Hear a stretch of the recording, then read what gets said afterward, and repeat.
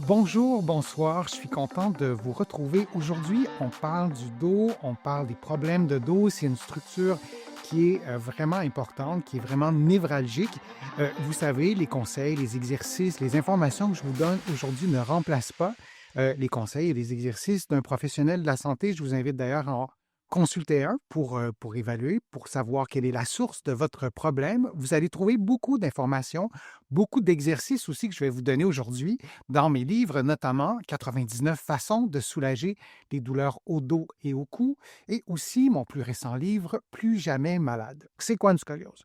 C'est une déformation en 3D de la colonne vertébrale qui est caractérisée par une courbure latérale anormale accompagnée d'une rotation des vertèbres. Si on regarde quelqu'un qui a une scoliose, là, je vous montre une radiographie, là, c'est vraiment une grosse scoliose que vous voyez, mais on va voir un S ou un C.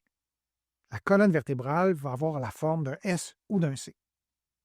Ça, c'est la courbure latérale, mais c'est en 3 dimensions. C'est vraiment en 3D. Donc, il va avoir une rotation des vertèbres. Et pour visualiser la scoliose, il faut presque avoir l'impression que les vertèbres se vissent. Donc, on a une rotation puis on a un tassement durant cette. En raison de cette rotation-là, et là, tout ça, c'est à des niveaux différents. Et j'aime bien prendre l'exemple aussi d'un drone. Imaginez que vous vous filmez avec un drone, ou si vous êtes un parent d'un enfant et vous êtes beaucoup plus grand que votre enfant, regardez votre enfant par-dessus, ou imaginez votre corps être observé par-dessus. Est-ce que vos épaules, en ce moment même, est-ce que vos épaules sont dans le même plan que votre bassin? Est-ce que votre bassin est dans le même plan que vos pieds? Si vous avez une scoliose, il est fort à parier qu'on observera une rotation aussi. Donc, c'est vraiment dans les 3 plans de l'espace.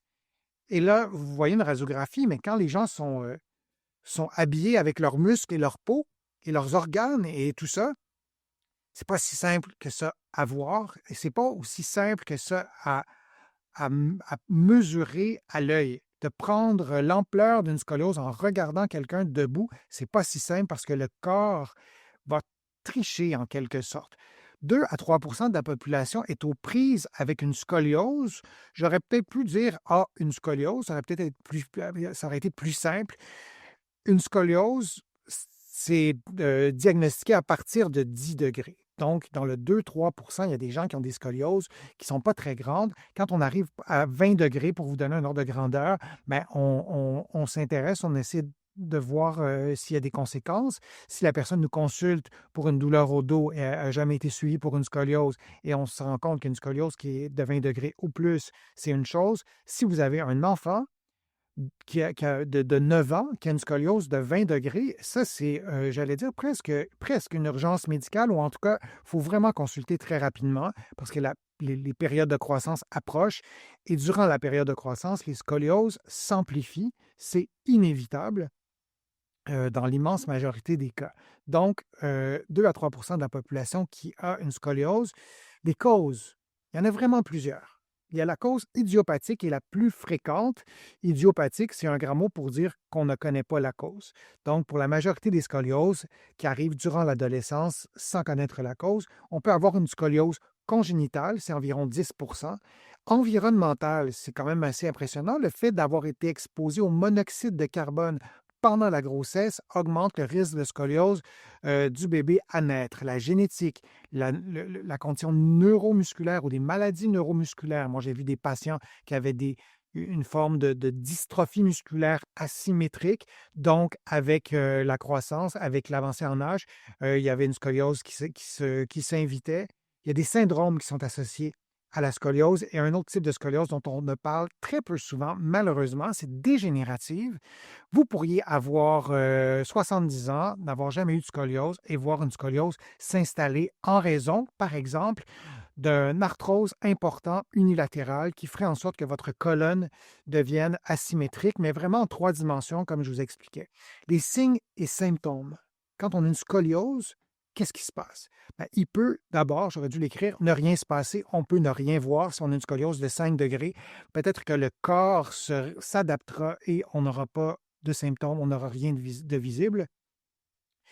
Il y a une asymétrie posturale, c'est en général la première chose qu'on va remarquer. Il peut y avoir une douleur, mais la douleur peut être au dos, au bassin, aux épaules, au cou, diminution de mobilité. Et là aussi, c'est pas toujours simple à voir. Moi, j'ai traité beaucoup de patientes ou de patientes, d'adolescentes qui avaient une scoliose, grande perte de mobilité à certains niveaux du dos, et des patientes qui étaient hyper mobiles, hyper laxes, des ligaments très, très souples.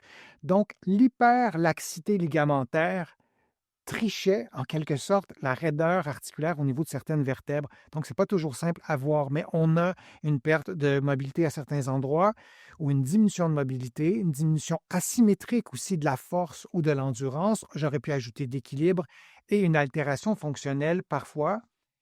Euh, Quand on a une scoliose importante, se tenir en équilibre sur un pied, parfois on a beaucoup moins d'équilibre d'un côté que de l'autre, par exemple, mais c'est vrai aussi pour d'autres groupes musculaires. Et les conséquences qui peuvent être graves quand même dans un contexte de scoliose, on peut avoir des conséquences sur la fonction pulmonaire. Je reprends mon exemple. Si vous avez un enfant qui a une scoliose très apparente, qui a 8 ou 9 ans, on veut qu'il soit évalué. Et si on craint pour l'amplification de la scoliose, bien, parfois, on n'a pas le choix d'opérer relativement rapidement. Il y a des nouvelles chirurgies aussi qui existent maintenant pour éviter qu'il y ait une atteinte non pas uniquement esthétique, musculaire, au niveau de l'équilibre, mais littéralement au niveau des organes, au niveau des poumons, au niveau du cœur. Ce n'est pas du tout la majorité des scolioses qui évoluent vers une condition aussi grave, en quelque sorte, mais c'est présent, il faut le dire. Les causes centrales, la déformation fixe de la colonne vertébrale, souvent liée à une anomalie anatomique ou une maladie sous-jacente. Donc, j'ai une scoliose parce que j'ai un problème avec ma colonne vertébrale. Vous pourriez me dire, ben oui, c'est évident, mais non, parce qu'on peut aussi avoir une cause à distance. Par exemple, une jambe plus longue que l'autre durant la croissance peut induire une scoliose, peut induire une asymétrie. Un torticolis congénital, est-ce que vous avez déjà vu un bébé qui ne tourne pas, un bébé naissant ou âgé de quelques mois, qui n'arrive pas à tourner la tête à droite ou à gauche? Donc, en raison d'un torticolis congénital, c'est un sujet en soi. J'ai fait une vidéo sur ma chaîne là-dessus. Ça peut induire une scoliose durant la vie de l'enfant et durant sa vie d'adolescent, lorsqu'il sera particulièrement durant sa poussée de croissance, devrais-je dire plutôt. Scoliose, quand on se penche vers l'avant, on a une gibbosité d'un côté, on a une bosse, pour le dire comme ça, qui est plus prononcée d'un côté. Si vous avez des enfants, même pour vous, ça va vraiment mieux si on le fait, si quelqu'un le fait avec nous, mais c'est une façon de voir si on a une scoliose.